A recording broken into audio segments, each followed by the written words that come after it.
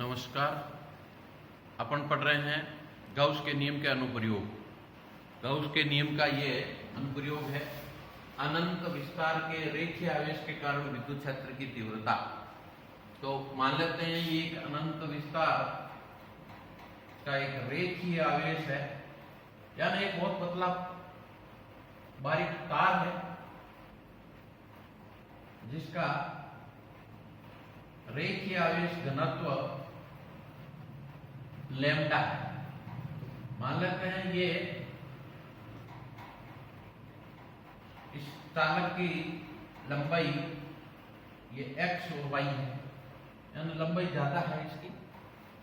इस चालक के पास में यानी इस चालक से लंबवत p दूरी पर, p बिंदु पर r दूरी पर स्थित है जो विद्युत क्षेत्र की तीव्रता ज्ञात करनी है। विद्युत क्षेत्र की तीव्रता ज्ञात करने से पहले विद्युत क्षेत्र की पर इस रेखीय आवेश के कारण विद्युत क्षेत्र की तीव्रता की दिशा किधर होती है इसको ज्ञात करने के लिए बिंदु P के सम्मुख सामने चालक, ये रेखीय जो चालक है इस पर एक ध्रुव बिंदु O ले लेते हैं और O से समान दूरी पर दो अल्पांश ले लेते हैं जिनकी लंबाई dl है। लंबाई अति अल्प है तो इस पर आवेश भी dq है, अति अल्प है। इसी प्रकार इतनी ही दूरी पर एक नीचे एक अल्पांश ले लेते हैं dl, इस पर भी आवेश dq है।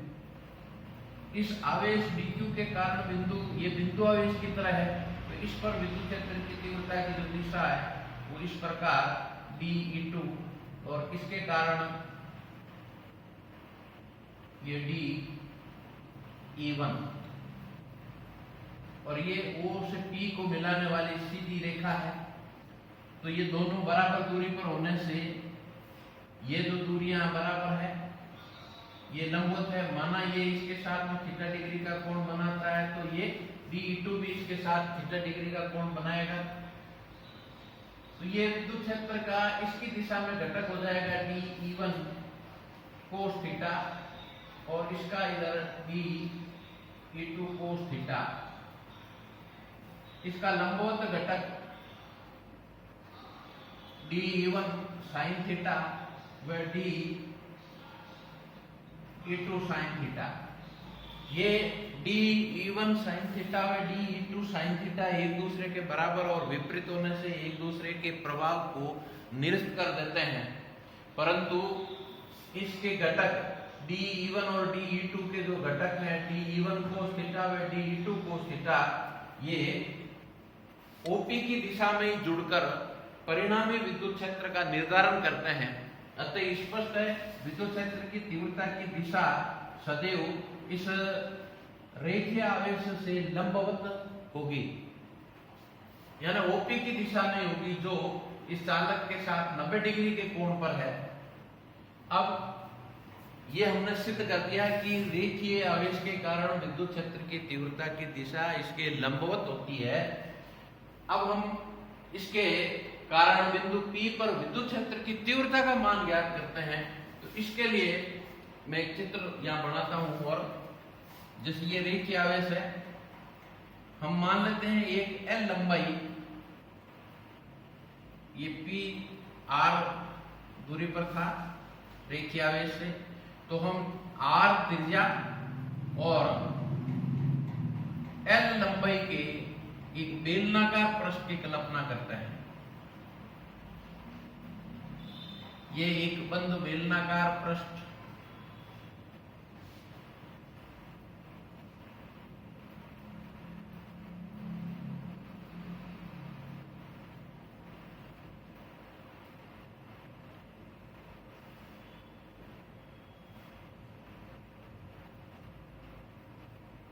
जिसकी इस बेलन की जो लंबाई है वो स्मॉल l है, स्मॉल l लंबाई, और रेखीय आवेश का इसका जो घनत्व है, रेखीय आवेश घनत्व वो लैम्डा है, यानी लैम्डा बराबर होता है Q बटा लंबाई l है तो l। मान लेते हैं इस चालक के अंदर A से B तक जो लंबाई है इसकी बेलन की वो L है और इस पर जो आवेश है वो मान लेते हैं Q है इस बंद बेलन में। अब बाकी हमने जो लिया था उसमें बिंदु आवेश के कारण लिया था तो हमने घोड़ा बनाया था। यहां बंद बेलनाकार पृष्ठ ले रहे हैं। इसका कारण यही है कि जो विद्युत क्षेत्र तो सदैव इसके लंबवत होता है, तो इस जो पृष्ठ ऐसा होना चाहिए जो इसके बराबर दूरी पर हो। तो वक्राकार जो पृष्ठ होगा वो इससे r दूरी पर होगा और इससे इस r दूरी पर विद्युत क्षेत्र की तीव्रता का मान भी सब जगह इस पृष्ठ पर समान होगा। तो हमने एक ऐसे स्मॉल l लंबाई और r त्रिज्या के बंद बेलनाकार पृष्ठ की कल्पना करते हैं और माना इसमें आवेश Q स्थित है। अब परिभाषा से इस बंद पृष्ठ से निर्गत विद्युत फ्लक्स इस बंद बेलनाकार पृष्ठ से निर्गत विद्युत फ्लक्स फाई बराबर बंद समाकलन E डॉट ds, या हम फाई बराबर ऐसा लिख सकते हैं E ds cos थीटा। हम इस बेलन को तीन पृष्ठों से मिला हुआ मान सकते हैं। ऊपर का जो वर्ताकार पृष्ठ है ऊपर, ये नीचे का जो वर्ताकार पृष्ठ है वो नीचे, क्षेत्रफल नीचे की ओर होगा। जैसे इस पर कोई अल्पमांश लेंगे, इसका क्षेत्रफल ds नीचे की ओर, और इस स्थान पर विद्युत क्षेत्र की तीव्रता की जो दिशा होती है, इस ये चालक है रेखीय, इससे सदैव लंबवत होती है, यानी इसके साथ में 90 डिग्री के कोण पर होगी। तो विद्युत क्षेत्र की तीव्रता और ये पृष्ठ संख्या, इसको हम 1 मान S1 मान लेते हैं। ये पृष्ठ S2 है वक्राकार पृष्ठ, ये पृष्ठ S3 है, और इस पर भी कोई अल्पांश लेंगे तो इसका पृष्ठीय क्षेत्रफल ds ऊपर की ओर, और विद्युत क्षेत्र की तीव्रता सदैव E इस चालक के लंबवत होगी, रेखीय चालक के, तो इनके मध्य कोण हो जाएगा 90 डिग्री का। और यहाँ पर जो बिंदु P था, ये वक्राकार पृष्ठ है, इस पर हम इसकी त्रिज्या के अनुदिश विद्युत क्षेत्र का मान E और इस पर लिए गए सभी अल्पांश ds एक दूसरे की दिशा में यानी समांतर होंगे। तो हम लिख देंगे यहाँ इस बंद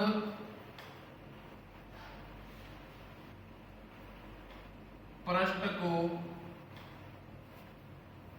3 भागों S1, S2 व S3 से विभाजित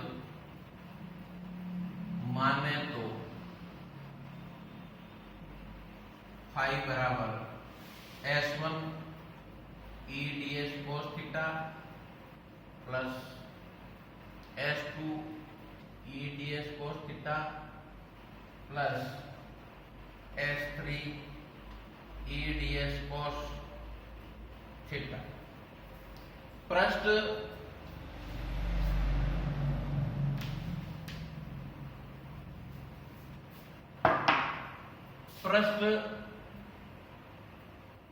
S1 व S3 पर E लंबवत है ds के, यानी थीटा बराबर 90 डिग्री है और cos थीटा बराबर 0 होगा। व या तथा लिख देंगे, तथा पृष्ठ S2 पर E और ds एक ही दिशा में है, पैरेलल है, अतः थीटा बराबर 0 डिग्री और cos थीटा का मान 1 होगा, क्योंकि cos 0 का मान 1 होता है। अतः इससे आगे हम ले लेंगे निर्गत विद्युत फ्लक्स फाई बराबर पृष्ठ S1 E ds cos 90 degree plus S2 E ds cos 0 degree plus S3 E ds cos 90 degree. cos 90 का मान 0, अतः ये पूरा ही जीरो हो जाएगा, प्लस S2 EDS को जीरो का मान 1 होगा तो EDS रह जाएगा प्लस 0, तो फाई बराबर हो जाएगा EDS। ये जो वक्राकार पृष्ठ है इसका पृष्ठीय क्षेत्रफल या जो सभी डीएसओ का जोड़ इस वक्राकार पृष्ठ पर जितने भी बनते हैं वो इस वक्राकार पृष्ठ का जो जितना क्षेत्रफल है, जैसे हम कोई भी पेपर लेंगे, जैसे ये पेपर है, हम इसको एक बेलन बना सकते हैं ऐसा, तो ये जो इस प्रकार से है ये पृष्ठ और जिसकी त्रिज्या r है, इस त्रिज्या r होगी तो यहाँ पर जो हमारे जो सामने वृत्ताकार जो ये भाग बन रहा है इसकी जो दूरी यानी परिधि होती है 2πr, और हम इनको खोल लेंगे तो इसकी लंबाई है वो l ही रह जाएगी। बेलन की लंबाई तो l है और ये भाग है वो 2πr है, तो इसका पूरा क्षेत्रफल हो जाएगा ये, जैसे ये 2πr और इसकी लंबाई l, तो इसका वक्र पृष्ठ का जो क्षेत्रफल होगा वो 2πrl होगा। तो E 2πrl समीकरण नंबर 1। और गाउस के नियम से कितना होना चाहिए, तो हम लिख देंगे गाउस के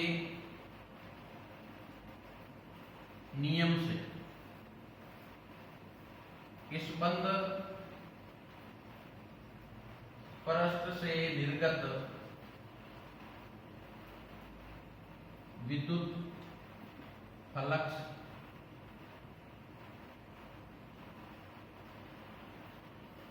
फाई बराबर Q अपॉन एप्सिलॉन 0। Q इस बंद पृष्ठ में स्थित है,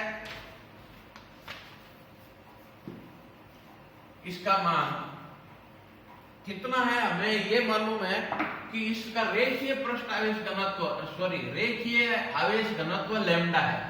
आवेश Q हमें ज्ञात करना है। यहां Q बंद पृष्ठ में स्थित आवेश है, चूंकि लैम्डा बराबर Q अपॉन L, तो Q बराबर हो जाएगा लैम्डा L, मान रख देते हैं यहां। अतः फाई बराबर लैम्डा L अपॉन एप्सिलॉन 0, समीकरण 2। समीकरण 1 व 2 से एक समीकरण हो रहा E 2πrl बराबर lambda L upon epsilon 0। L से L कैंसिल हो जाएगा, E चाहिए अपने को, E बराबर लैम्डा अपॉन 2π एप्सिलॉन 0 और r को यहाँ आगे लिख देते हैं। इसको 4π एप्सिलॉन 0 करने के लिए ऊपर और नीचे दोनों तरफ 2 से गुणा कर देते हैं, तो क्या हो जाएगा E बराबर 2 lambda 4π epsilon 0 r। 1 upon 4π epsilon 0 बराबर k होता है, इसलिए E बराबर 2k lambda upon r। r या बाकी दो राशि है वो सारी कांस्टेंट है, यानी E बराबर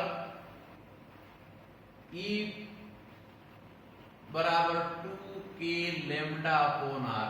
लैम्डा कांस्टेंट है, k कांस्टेंट है, 2 कांस्टेंट है ही, इसका मतलब क्या हुआ E प्रोपोर्शनल 1 अपॉन r, यानी विद्युत क्षेत्र की तीव्रता रेखीय आवेश से दूरी के व्युत्क्रमानुपाती होती है। इसमें ग्राफ खींचेंगे E और r में, वो ग्राफ ऐसा आएगा, इधर y अक्ष पर E और दूरी r x अक्ष पर, तो खींचा गया ग्राफ इस प्रकार से प्राप्त होता है। विद्युत क्षेत्र की तीव्रता E और दूरी r, यानी इस रेखीय आवेश से जैसे जैसे दूरी बढ़ेगी विद्युत क्षेत्र की तीव्रता के मान में कमी आएगी। धन्यवाद।